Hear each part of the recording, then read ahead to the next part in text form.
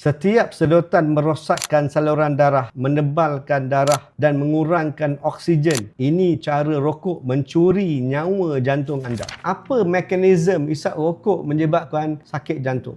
Baik, saya nak jelaskan. Ada banyak sebab, ada banyak mekanisme macam mana rokok atau vape tu boleh rosakkan jantung kita, boleh meningkatkan resiko kena serangan jantung. Yang pertama, rokok itu sendiri mengandungi banyak bahan-bahan kimia, bahan-bahan yang toksik yang boleh merosakkan selaput dalam di dalam saluran darah jantung kita. Selaput dalam saluran darah jantung kita nipis macam sehelai tisu, sangat sensitif, macam hati orang perempuan, senang dilukakan.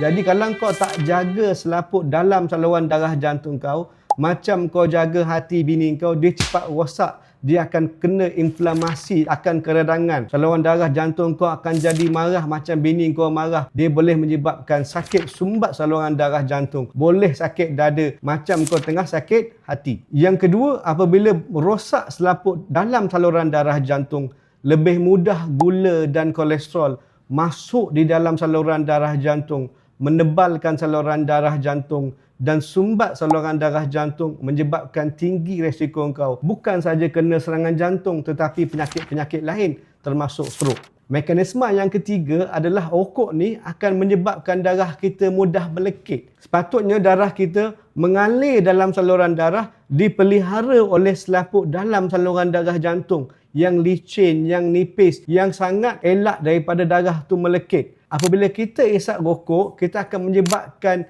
bahan-bahan sel dalam darah kita, terutamanya sel darah merah, darah putih dan platelet. Dia mudah melekit, dia mudah sangkut dekat selaput saluran darah jantung, masuk di dalam dinding saluran darah jantung, menyebabkan pembentukan darah beku dan serangan jantung. Mekanisme yang berikutnya, kita tahu dan kita faham bahawa merokok tu akan tinggikan nadi jantung kita, akan tinggikan kadar tekanan darah di dalam jantung kita dan tinggikan resiko untuk kena stroke. Cara paling baik nak berhenti isap rokok adalah cara mendadak, paling best, paling efektif.